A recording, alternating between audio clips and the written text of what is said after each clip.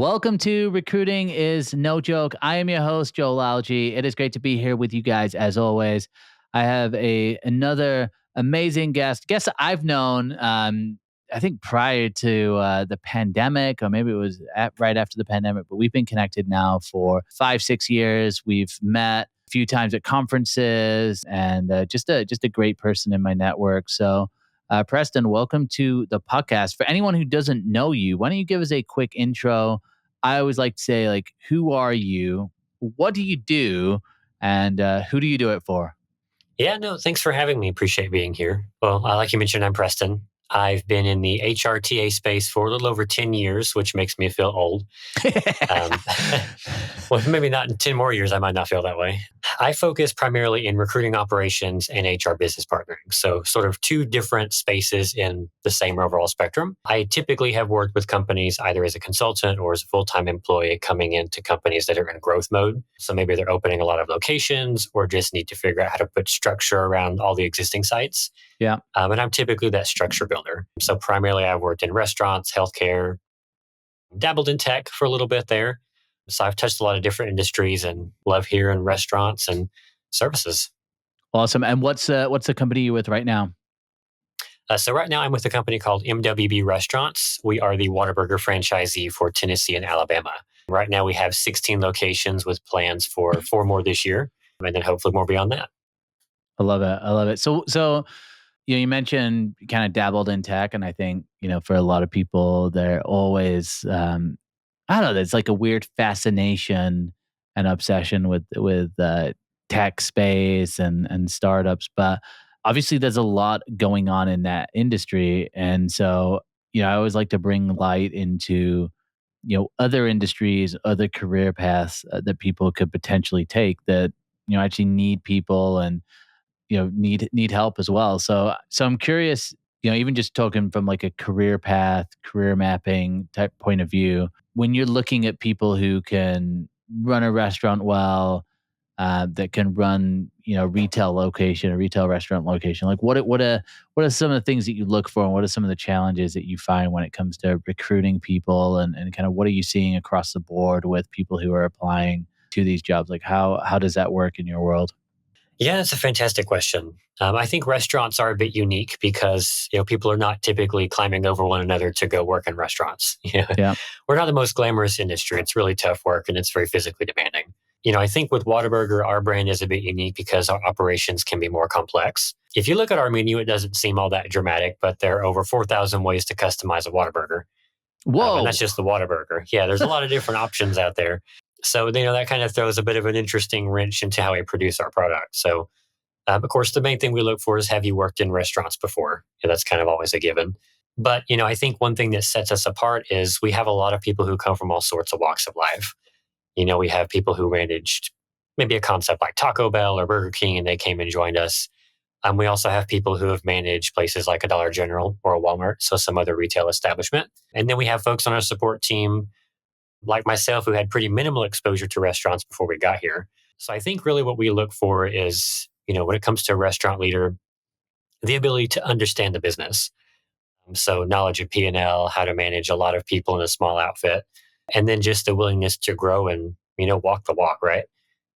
Again, restaurants are very unglamorous in the sense that as an operating partner, you could be, leading a multi-million-dollar business one day and then cleaning toilets 5 minutes later.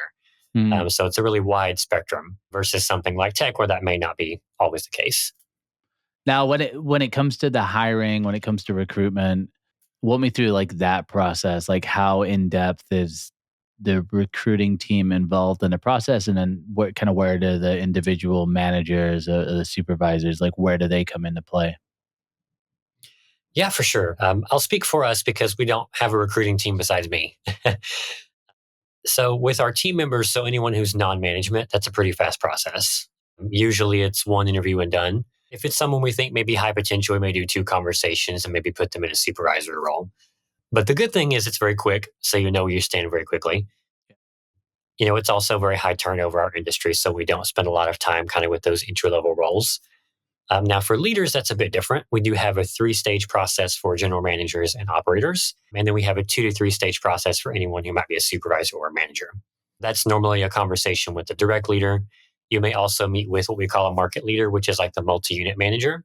And for support staff, such as myself, marketing, any other departments like that, that's usually a 3-step process as well. We try to keep it as short as possible. I think one thing that makes it hard to recruit in restaurants is there are a lot of options. They can go to a lot of different concepts. So the slowest one is usually not the one getting the strongest candidates because they're going somewhere else that's faster, Yeah. which makes it interesting as opposed to an industry like tech. Where I've gone through processes where I had 5 or 6 interviews before, and that wasn't all of them. So they're definitely a little more of a lengthy process than we have. Yeah, I mean, I know like right now for sure that is the case, but I remember back in 2021, 2022, where it was like the great resignation and companies were really, really struggling to find people to hold on to people. That's probably the quickest I've ever seen companies move, where it was like, even if they had multiple rounds, they were trying to get it done in like a 7 or 10 day window to push people through. But now, like you said, I think I saw a video this morning from someone that said they had to go through like 11 stages of interviews. Oh my Um, gosh. yeah, and then they got like rejected by email or Oh something, no. and kind of crazy. But yeah, like one of the things you mentioned is, obviously the industry isn't necessarily like glamorous, right? It's hard to find people. So walk me through like the process, like when you're going into a new area, um, and like you're opening up a new restaurant. Like what does that process look like? Like, are you just advertising the job?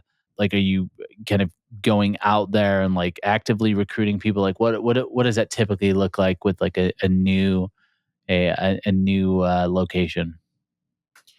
Yeah, so I think we have an advantage over a lot of other restaurants because we're the only Whataburger franchise or restaurants in this part of the state. So we have the only one in East Tennessee, and we also have most of the locations in North Alabama. There's a few corporate stores kind of in there. So for a new market, we're kind of the exciting, new concept that people have heard of, but maybe they haven't eaten at before, which attracts interest. I think that attracts a lot of organic interest. Yeah. But of course, because we have 500 applications, doesn't mean all 500 of those people are viable candidates, right? So we do, of course, post our positions on Indeed. Indeed is about 98% of our app flow. So it's definitely the strongest source of trying to get that initial outreach. But what we're trying to get better at is actually going out into the community and, more grassroots recruiting. So not just relying on, Indeed applications and people to find us on LinkedIn and places like that, but physically going into the community, hospitality groups, chambers of commerce, doing marketing events, things like that to try to gain some of that organic traction. We also lean heavily on referrals, which is, I think, one advantage a lot of us have is some of our leaders are actually from here. I'm from here, but I was not in touch with the kind of Knoxville restaurant scene until I got back. So I'm kind of useless when it comes to grassroots recruiting here, but Yeah. most of our leaders have a bit more experience in the field. For our existing restaurants, we're trying to again convert over from Indeed reliance to being more community based. I think one good thing about restaurants when it comes to recruiting is there's also a business opportunity, right? So, for example, if there's a car dealership, we can go to that car dealership and set up some kind of a lunch opportunity where maybe we bring them Whataburger. Now, we're not going to try to poach the sales staff, right? But they may know people who are looking. They may have children or cousins or nephews or relations who might want to come work with us part time. Because we're 24/7, we're also flexible, which again is something that might be more restricted to the kind of that traditional 9 to 5. So I'm yammering how on does a that? bit. Yeah, I was gonna say, how does that flexibility option? So is that something that you offer as like a benefit to people? Then you say, hey, you can pick your schedule, or how exactly does that look? Yeah, absolutely. We have a lot of college students who work with us. They want to pick up a night shift because they have classes during the day. We have, single parents come to mind. They want to work kind of during those school hours so they can pick up their kids. So being 24/7, we have shifts all the time, every time. Our leaders are a little less flexible, but again, that's, 40 hours a week. Yeah. Managers can get benefits. So there are other things that come with that. No, I love that. So I know from a lot of corporate leaders I've talked to, huge issue is just like this influx of applicants. Are you running into the same thing? Are you kind of seeing a correlation there with your open roles where you're getting, just hundreds of applicants? And then how do you kind of deal with that flow? Like, are you using any kind of tool to analyze? Do you have like like pre-screening questions? Like how do you kind of get that flow down? Yeah, we definitely are inundated with applications. I think it's a good thing and a bad thing. A good thing because our team member jobs are entry level. There really are no prerequisites to be a team member with us. So, in that sense, we want as many candidates as we can possibly get. So, our system, we use WorkStream as our ATS. Shout out to WorkStream. And they have automations built. They owe us money now for Yeah, that show. they now owe us a referral fee. So, Nick, if you're watching this, no, I'm kidding. So your workstream has functions built into it that automate application flow. So for example, if I'm a team member, I apply, I Yeah. make it through our knockout questions, I'm set for an interview. So it's pretty seamless. For leaders, we have a bit more, more of a manual process because we of course want to evaluate those folks before they just kind of show up for interviews. So we do get a lot of app flow from there as well. I would say about 75% of it are probably people who may not be qualified for the role. Folks who are kind of shooting their shot, giving it a chance, which I admire. And also sometimes it raises eyebrows, but hey, can't hurt, right? It can become a bit difficult to weed through.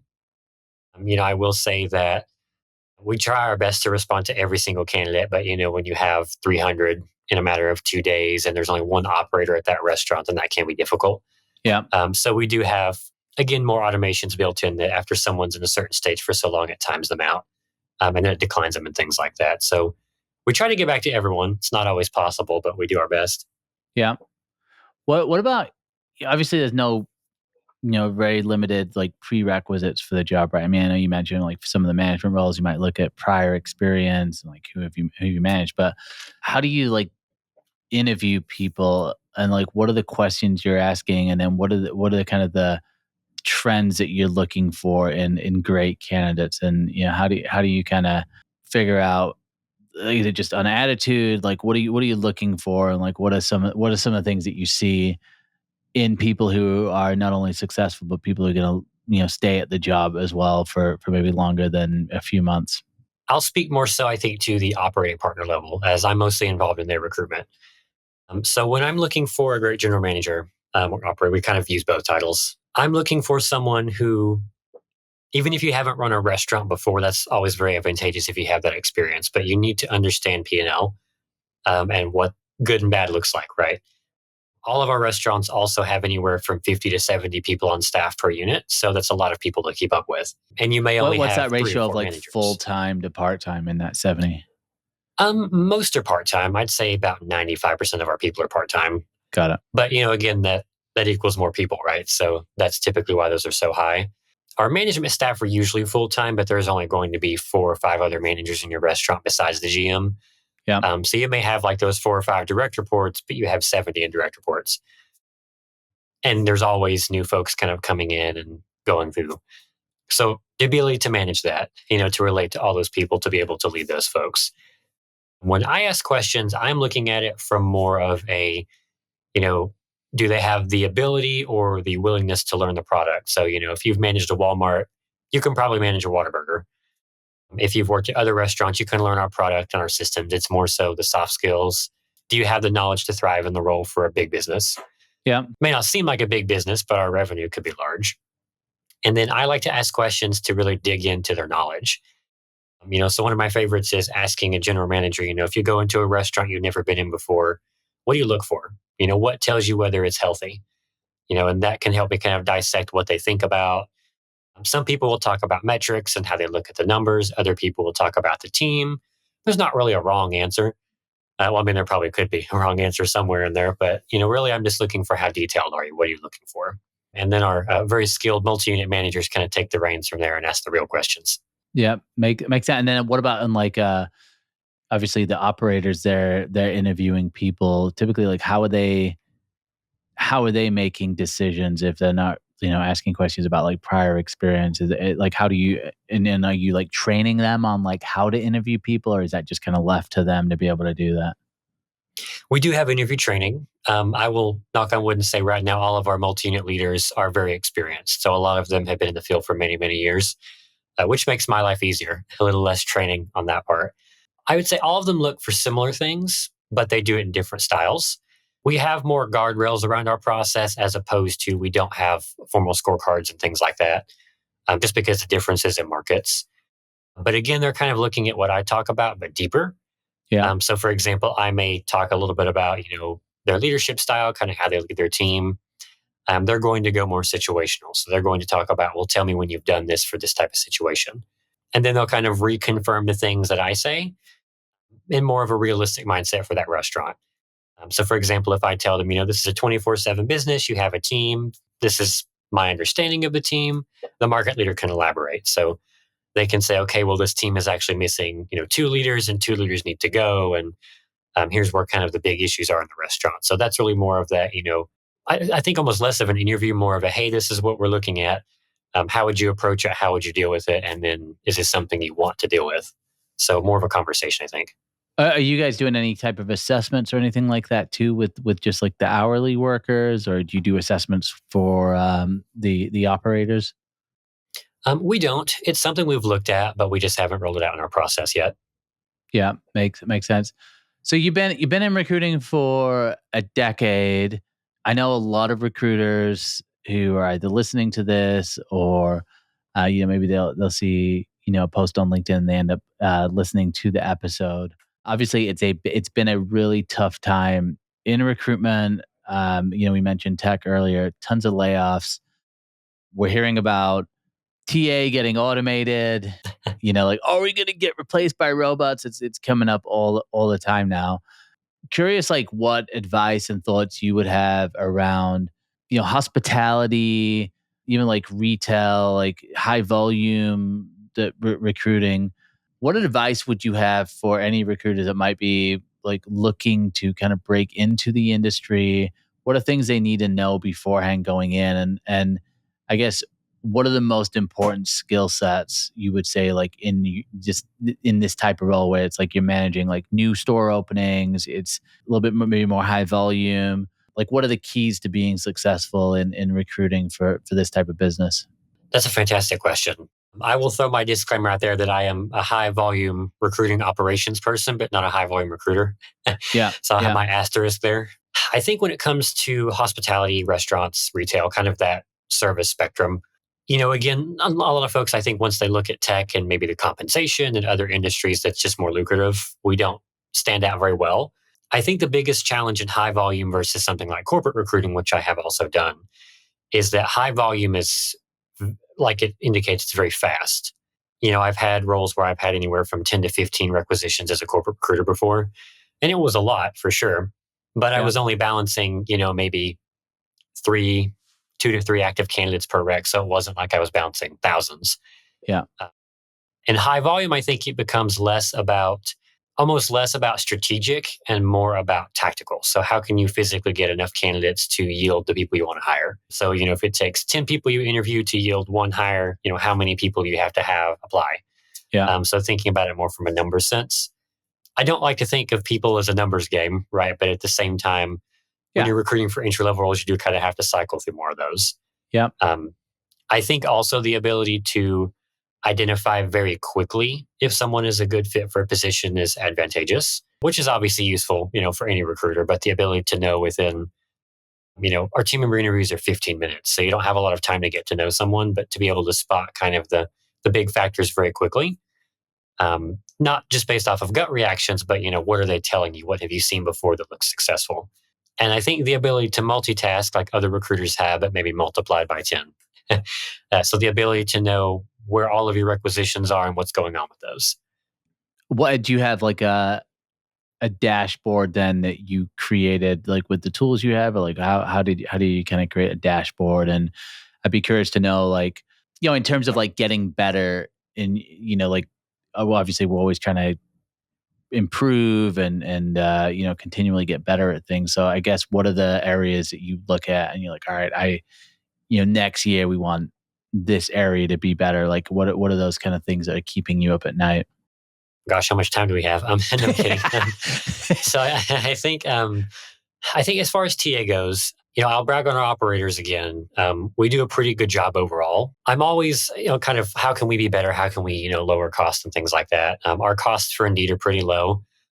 That doesn't mean to raise those costs. If anyone on Indeed is listening, we're good with our I pricing. feel like that. I feel like over the last like 18 months, they have like raised their prices like I think they significantly. have. So Yeah, I think you they. just haven't been impacted that much by it.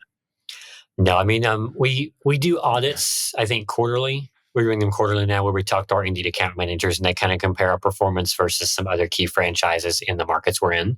Yeah. Of course, they don't tell us the specific franchises, but we have the brands. So, for example, maybe in McDonald's, we can see that we're more cost effective than they are. Looks good for me, but really looks good for operations because they're moving people through quickly. Yeah. We actually I did training about a week or two ago. How do we reduce our reliance on those things and find people organically again in the field? Yeah. I think there's always room for growth there. There are just so many opportunities to recruit people or drive business or do things in your market locally. So I'd love for us to be able to do that, which could hopefully then drive more retention. That's definitely one on my mind. I was just gonna ask, how often are the people that get recruited? How often are they customers beforehand? Like, do you like I take it you have like a QR code or something that people can scan to apply. Like, do you get a lot of customers that apply, or is that not that common? I'd say we do. It definitely varies from market to market.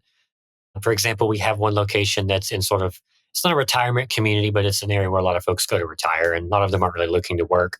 But to that point, they may have, grandchildren, children who could be looking to work. Mm. We do have a lot of folks from Texas who find their way to us because our brand is from Texas. And they see us and they say, oh, we have Whataburger, let's go work there. We also get candidates in very unlikely places. We actually have someone who works for us right now as a dining room host. And he was actually a physician and he retired and he just wanted to do something part-time. Wow, that's awesome. Which is really interesting, and he's like I haven't met him, but everyone I talk to says he's like the most kind, I bet. wonderful at his job human being. But you never know where you'll at find that people. point, it's like you're going in as like, hey, I want something to do. And, I think, I mean, man, yeah, I mean, compared to, obviously you mentioned there's lots of people who are in different situations. So I'm Yeah. sure you have people who are managing like multiple part-time jobs, or maybe they're having, they're in a difficult situation. Maybe you've got kids who are trying to go like balance school and working in a restaurant.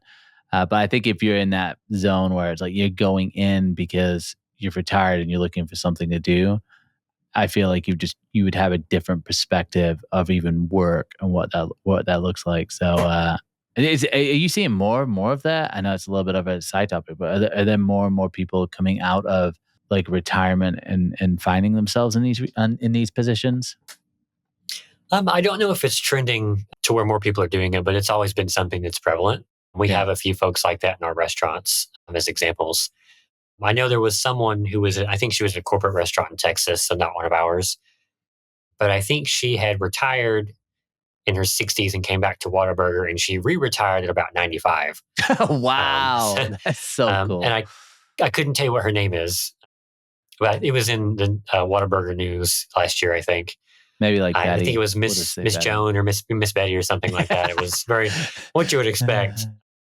But I was like, wow, I mean, it just goes to show, restaurants can be hectic, but at the same time, if you want something to do to pass the time, I mean, it's not the worst gig out there. No. Well, it's funny because this whole idea of retirement, I've been talking about this more and more, but I just think I've read, I mean, it was about a year and a half ago when we had our third kid. I was like just up late night all the time, like 2, 3 in the morning, just watching YouTube. And I ran into a podcast that talked about retirement, and it just said that like, it's like not, it's like a construct that we created, but it's not actually good for us. And like a lot of people end up retiring and then they just die, Yeah. or like they end up not doing anything. And then it's like, and then they die because we're actually supposed to be doing things. Like we're just kind of made to do things.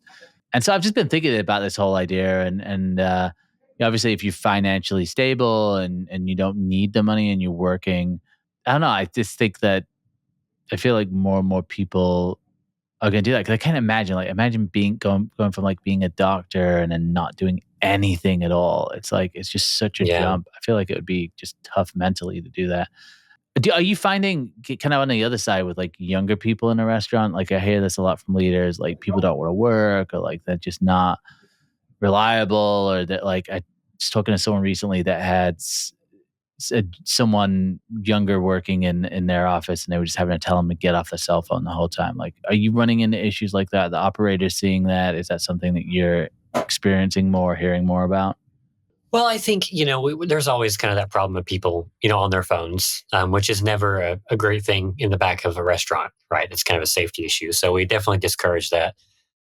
At the same time, we have some apps that our company use that require you to have your phone out. So it's kind of an uphill battle some days. But I would say that oftentimes, our folks who are in school, our minors, are some of our best workers. Do you A hear lot of that? them Do will. you guys hear Yeah. that? I will say sometimes, my asterisk, not always, but I will say, when you get a group of, teenagers in a restaurant and there's 3 or 4 of them and they go to school together and they're friends, Yeah. if you can keep them on task, they have a good time. I'll go in there and they'll be back there. I'll just kind of hear them laughing and they're moving production and our speed's going. And it just creates a really good vibe in the restaurant.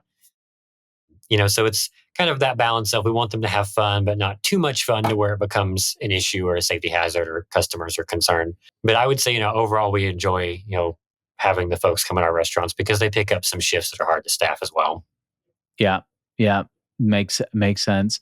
What about in terms of, tech and how you're using tech? Like, you mentioned that ATS that you're using that has some automations. Are there any other kind of like AI tools or anything that you're looking at or you're excited about, or you think like, yeah, this is just, it's going to be crucial, or like, I'd love to bring in a tool like this. What are you excited about when it comes to what we're seeing in the AI landscape? I will say that we are very tech forward for a restaurant, especially a restaurant franchise. When people come on board all the time, they say, I did not realize you had so many tools, which can be a good thing and a little overwhelming. I mentioned we have our ATS, we have a separate payroll HRIS system. I'm actually a very big fan of MetaView, which I know you are as well. And a lot of other folks who are listening probably are. Works wonders, helps me focus and not forget to write my notes, which I always do. We're also using Zapier a lot to automate things like if someone needs an employment verification or if someone leaves the company, sending them a separation notice. And then other aspects of just kind of the HR employee relationship.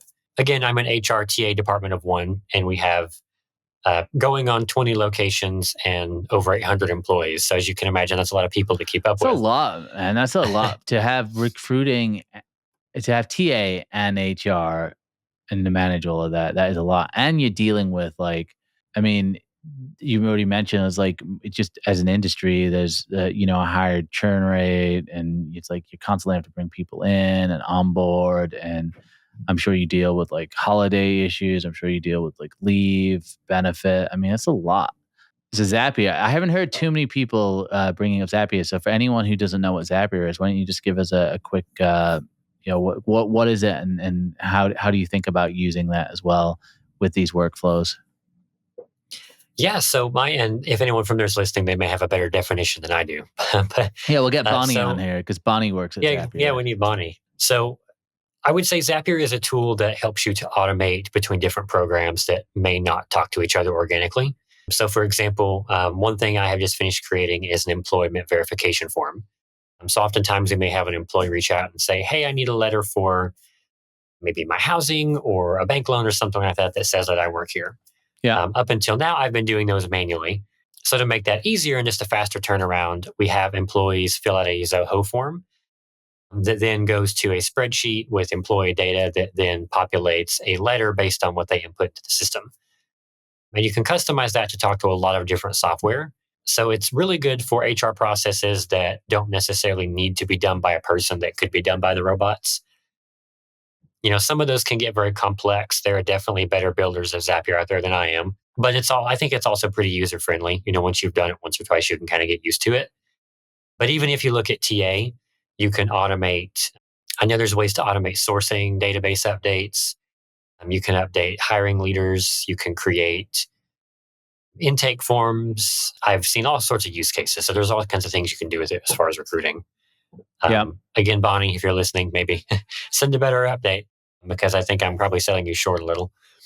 Well, I know she's been doing a lot of like I think tutorials with her content on how to create it. But I guess in terms of, maybe for anyone out there, again, I still think that most people are kind of toying around with, Chat GPT and things like that. But like when you're looking at setting it up an automation, like what's your process for that? And like, how do you go, okay, this task, this is primed to be automated. Like, how do you think about that? And like, what are the, how does a task get to that point where you're like, yeah, we should just automate that? And then like, how do you begin to think about it and like what needs to be automated and how that works, if that makes sense? Yeah, I start with everything I don't like to do. And I say that, but I'm halfway serious. What do I, so I think, okay, is this a really good use of my time? Is this really productive for me to do? And also, how often does it happen? So, for example, we have automations in place for if someone wants to request a leave of absence. Now, with HR, it's a bit difficult as opposed to something if I'm trying to automate like the IT side of password resets, right? Because there are certain things that need to have human interaction. And I Yeah. also don't want everything to be automated so then people feel like they're just talking to a robot, especially if it's something sensitive, right? So there are automations in place for if someone requests FMLA that sends them the right paperwork to fill out. It then notifies me they requested it so I can follow up with that person. So it just kind of cuts down the things that are time eaters. There's just so many different ways to use it. So I think about really, what is not a good use of my time and what would be helpful to offload. And there's a lot of things out there, and sometimes you can't build all the workflows to do what you need to, but you can at least do part of the activity. Yeah. So if there's something out there you don't enjoy doing that, is not productive or is kind of eating up your admin time or things you can be doing other things, I definitely recommend taking a look at it. And then, and are you like doing like an audit like this, or like looking at this like regularly? Is this ongoing, or like you set time aside to even like look at and kind of assess those things? A bit of both. As I'm building processes, because again, we're kind of a young company. We've only been operating since 2021. I've been here since late 23, so I've only been here for 2 years. How many Um, I, employees were there when you joined? um, I think around 400, Okay, give or so you take. doubled in size since you got there. Yeah, we've definitely doubled in size. By the time Wow, we open, the next 4 restaurants will be over 1,000. So wow, man, we've, come on, yeah, we're busy over here. Lots that's of awesome. burgers. That's awesome. Okay, so you kind of will take some time out, and then you're constantly kind of looking as you're building processes as like what else could be, what else could I automate, what else could I build? What's your go to for like staying up to date on things? Like how have you kind of learned, even Zapier, like what's your advice for people like how to learn and like how to think about things? And what's some advice you'd give to someone who's like, hey, this sounds great, I would love to be able to do that, but I don't even know where to start? Like, what's your advice for someone like that? Yeah, I might have probably the most cliche advice ever, which I'm going to go with. I really stay up to date through LinkedIn. But specifically, I follow a lot of creators in our industry who, first of all, produce better content than I do, but who also are, some people that come to mind would be maybe Luke Eaton. He produces really good content on how to automate and think about data in recruiting. Yeah. Um, I believe his name is Adriano Herdman. I hopefully am pronouncing that correctly.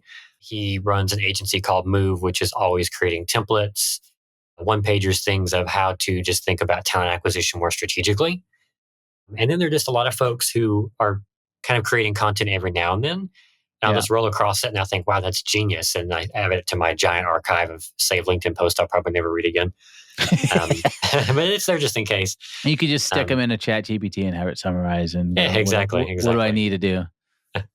Shameless plug. I also have started publishing a newsletter where I'm trying to kind of share some things and Amazing. just raise awareness, right? Because I think so many of us fall in this industry or discover talent acquisition, and we may not have a lot of training outside of our day to day and our manager who may also not have the time to train us Yeah. as much as they would like. So I try to find all the knowledge, but definitely LinkedIn is where I would start.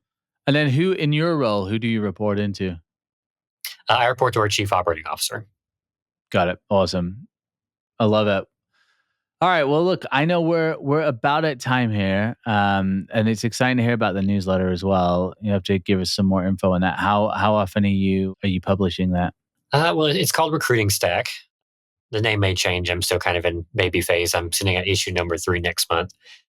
I publish it monthly. I may eventually move to bi-monthly, depends on how eager I get to write it. Yeah. And typically I try to structure it as something that's like 5 minutes, high impact for recruiting operations. And then I try to include some kind of a resource like a template or something I use in my day job or when I use as a consultant just to kind of give people more tools. Yeah. And I also link to other creators on LinkedIn, other like TikTok, other websites I just find really, really interesting. So feel free to subscribe. Shameless plug. Love it. I love it. We'll put the link in the notes as well. I'll get that from you. Where else can people connect with you? Where's the best place for people to find you? Yeah, I live on LinkedIn. There every day, I've heard probably of it. multiple times a day. Yeah. I'm there too much, quite honestly. I need to take a break, but I'm the only Preston Sharpston that I've found. So that's Sharpston. I Feel love free it. to connect. Happy to meet new folks, chat, and be useful. I love it, man. And are you going to be at any events coming up? I will be at RecFest in Nashville this October in a couple of weeks. Super excited about that. So looking forward to meeting a lot of folks there for the first time and seeing a lot of faces again. Is this your third time going? Second time? Third time, yep. Third time. Amazing. Yeah. Well, shout out to RecFest in Nashville. If you are a recruiter, you TA, if you're interested in that conference, I highly recommend it. I feel like it's just a good place. Friendly, it's fun, it's laid back, ton of good content, a lot of vendors there. I think they're up to 100 vendors. So it's just cool to Wow. see what are people building, what are they thinking about, how are some of these vendors using AI. And I think a lot of the talks are probably going to be centered around AI. But I think also, I know I'm leading a session on. We just actually had our meeting right before we recorded this podcast. But we met about it's TA through the lens of HR. So just like, what are HR people thinking about? Like, how should TA people be thinking about the future and how they can help businesses? So guaranteed to be a great event. And so if you go, you'll get to obviously connect with myself, but you get to see Preston and just a ton of other great people. So I definitely recommend going to that. Preston, it's been an honor. Thank you so much for your time, for being on here. I'm excited to see what you do over the next few years. I have no doubt that you're going to be able to help scale the business, and just excited to see episodes of the newsletter as well. So excited to subscribe to that. And for anyone who has listened up until this point, thank you so much for making it through the episode and being here with us. It definitely means a lot. If you're looking to get involved in the podcast in any way, definitely reach out to me on LinkedIn. Just be patient. And if you're connecting with Preston as well, please be patient. I know he said that he spends a lot of time on LinkedIn, but obviously got a lot of work going on as well. So just please be patient and say that, hey, we heard you on the podcast as well. That'd be great. And until next week, we'll see you soon. Preston, thanks again. It was good to connect, and thanks for just dropping a ton of value as well in this episode. Yeah, thanks for having me. It was fun. Yeah, you're welcome.